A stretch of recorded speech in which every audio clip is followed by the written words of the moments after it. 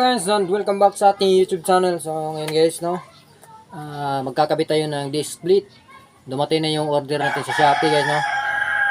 So yung price nito is 311, no.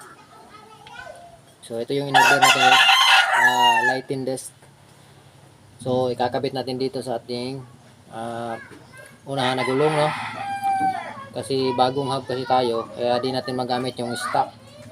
Kasi apat lang yung butas yung XRM hub, yung mga bagong hub ngayon na lumalabas, no, sa market. Apat na lang yung butas, hindi kagaya nung dati guys, 5 yung butas. So yung hub na stock nito, 5 yung butas. Yung binili natin pang XRM Chrome, apat na lang butas guys, no? So magkakabit tayo ngayon guys, no? So, siyempre, tatanggalin natin to guys, no? And then, yung gamit muna nating bolt, ito muna yung ordinary. Kasi, yung in-order natin sa Shopee, by next week ba yung darating, yung Allen bolts na gold, no?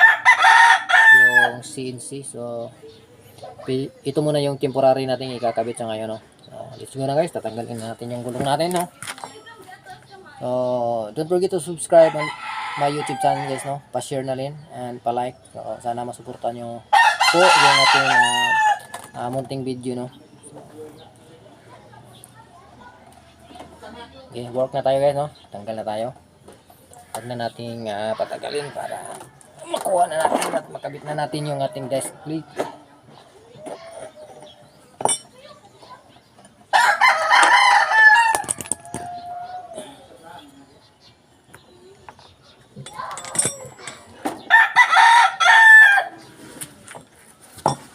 So, ito na guys, tanggalin natin yung gulong. Now, magkakabit na tayo, no? Basic lang yung pagkakabit guys, hindi na kailangan natin pumunta pa ng mekaniko, no? So, ilalagay lang naman to. Ano lang naman to, kadali. Okay.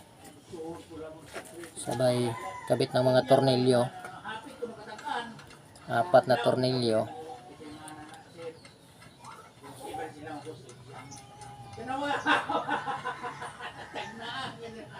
So, yung disc split natin guys, kailangan naka-bowl type, no? Kasi yung kadalasan na hindi bowl type, yung XRM Trinity, yun, plain disc yun. Hindi yung bowl type. Pero sa mga Wave 125, Wave 110, Wave 100, Motorstar, Rossi, naka-bowl type yan guys. So, kailangan nating bilhin is yung naka-bowl type din, no?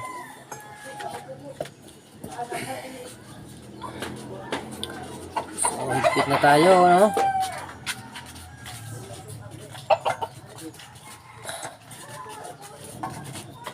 Yan.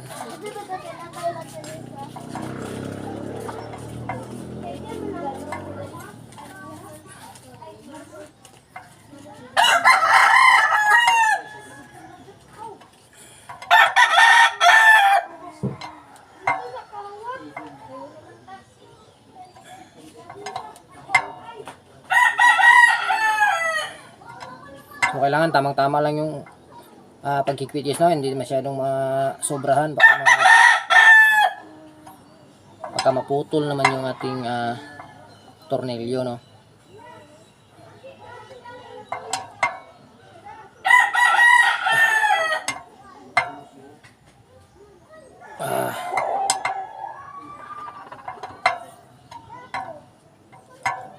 So ayan, tapos na guys. Ganon lang kadali, oh. So ito na. So ikakabit na lang natin ulit. So babalik na lang natin ulit kung saan natin tinanggal, no? Ganon lang naman kadali magkabit ng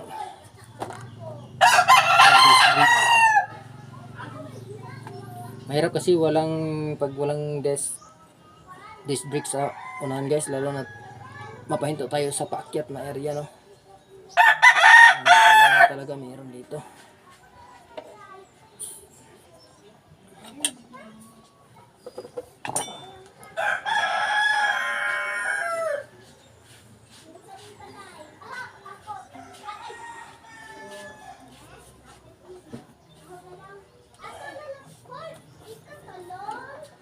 sabay natin tong dito.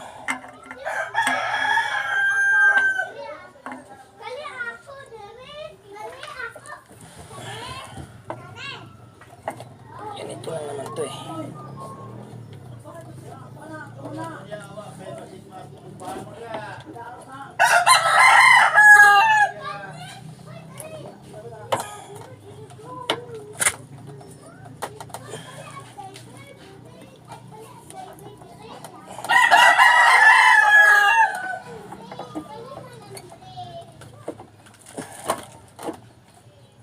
Mabigat din. Kabigatan na yung gulong natin guys kasi malaking gulong ko to eh.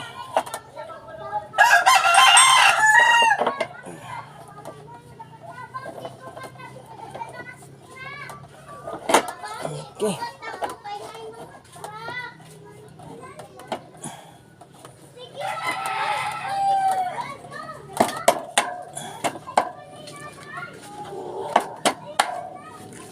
So, ganun lang kadali guys, no?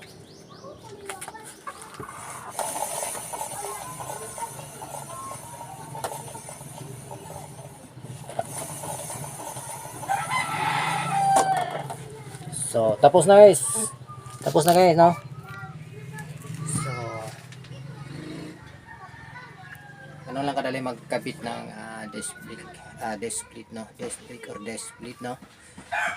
So, hanggang dito lang muna yung ating munting video guys, no? Update tayo ulit pag may kakabit na naman tayo sa susunod, no? So, God bless ating lahat.